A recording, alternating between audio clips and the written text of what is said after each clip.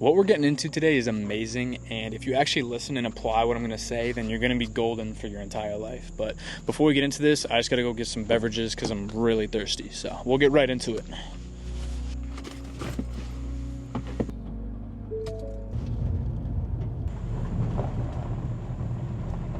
You want that mountain water?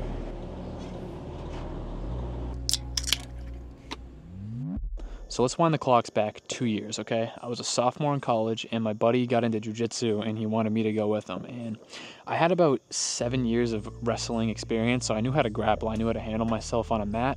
So I said, yeah, I'll do it. So he got me in. I joined the team, paid the $90 a month, and I walked in. First day I step on the mat, they put me against this guy named Bull Shark, who's like this 50-year-old guy. The age gaps was like 18 to 50, so it was an adult class, all adults. And they put me against this guy named Bull Shark, and I was like, all right, he's cool. He's a purple belt, which is pretty good in jiu-jitsu. And I was like, all right, I'll take him. And I got destroyed. Like, I got folded, humiliated. My ego was literally on the floor. I got beat so bad. I got up. I was hurting. I was like, oh, man. Shook his hand. I was like, yeah, thanks. And then in my heart, I was like, wow, shattered. I was like, damn, I'm not as good as I thought I was. This sucks. I don't want to do this again. It didn't feel good just to get manhandled like that, and I had just a terrible experience overall. So I was sitting out for a minute just to rest and recoup, and everyone else is still rolling. It was a full class, and I saw this one kid who walked in first day, same situation as me. We came in together first day, and he was getting folded too by some experienced guy, right? So he was getting folded, he was getting destroyed, and after the match, he gets up and he's like, all right, good job, man. Like, shakes his hand, smiles it off, gets up, goes to the next place. And I'm sitting there and I'm like, we just both went through the same thing, but we had two completely different experiences. I was like, how do I learn more about this? How can I apply this to myself? Because I'm sitting over here upset, telling myself I suck, and then this kid's over here smiling, going, all right, awesome, good job, and then moving on to the next. So what does he have that I'm missing? Because clearly there's a disconnect here, and I figured out what it was. So in everybody's life, there's two things that happen simultaneously every single day. There's circumstances and experiences. So a circumstance is something that is external from you. It's reality. It's set in stone. It's just a fact. So let's say you're sitting in traffic. That's your circumstance.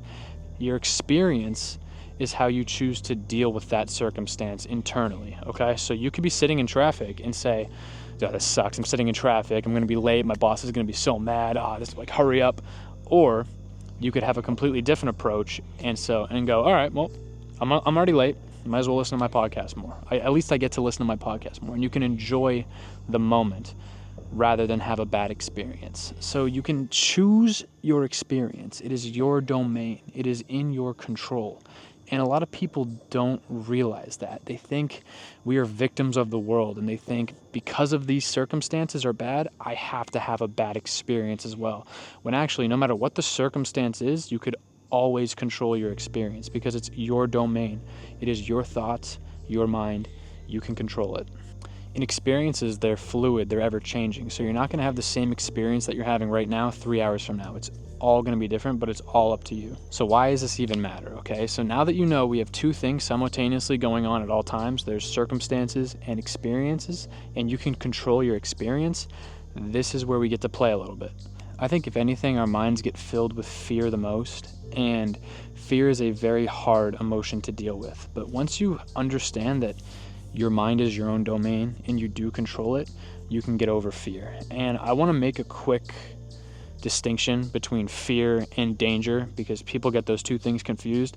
Those are different things, okay? So when I say fear, I mean you make up fear in your head, okay? Like you think a certain situation is going to end up bad. Like, oh, if I start a business, it's going to fail, so I'm not going to start the business. That's a fear of failure. Danger, which people get confused, danger is if you're on the sidewalk or you're on the road and a car swerves at you and you jump out of the way and you get scared. That is danger. Those are different things, okay? So don't confuse the two. I'm talking about internal fear, all right? In my opinion, fear is the most common emotion we all deal with every day because we always make up these imaginary scenarios in our head and they seem so bad, but in reality, it's not. So let's say you do want to start a business, but you're scared you're going to prove everybody right if it fails. Or you want to start creating content, but you're scared that people are going to see it and make fun of you. Now that you understand that there's certain circumstances, a circumstance would be someone sees your video and they make fun of you, but that doesn't have to affect your experience. You start a business and it fails. That is the circumstance. It doesn't have to affect your experience. You can walk away from that and say, all right, my business failed, but I learned SEO marketing, I learned client acquisition, I learned how to copyright, I learned how to manage an email list, I learned all these skills, so I can now apply it to my next one. And you can walk away with a win, keep your head up, rather than having a negative experience. And again, let's say you make content and the circumstance that you find yourself in is that people find it and they make fun of you, or people find it and they don't like it, or you get hate comments. That's the circumstance. The experience you can take from that could be negative. You could say, oh, no one likes me. Oh, this is cringy. Oh, no. Or you could flip it and say, all right, I learned how to edit. I learned how to make videos. I learned how to talk to a camera. I'm getting better. It's all about your mind. It's very hard to control your thoughts. Like, even people who write self-help books about how to think positively, they say they can't even control their thoughts all the time. So it's not something that's easy to do, but it's manageable. And I'm not telling you to walk around life with this awesome attitude all the time, like, oh, nothing bad can happen to me now that I know I can only have a good experience. I'm just saying to check in and realize if you are going through a bad circumstance that you can change your experience. And if you are going through a tough time and you feel like you can't just change your experience and it is sad or it is tough, instead of thinking, why is this happening to me, ask yourself, how do I want to feel right now? Because that'll put you in a good direction and it'll at least give you kind of an end goal. It's like, oh, I want to feel this way, instead of just kind of being like, why? You know what I mean? So yeah, at the end of the day, we control our thoughts. You can't control what happens to you, but you can completely control how you react to it. So be mindful of that. Take this advice, apply it to yourself, and let me know what happens.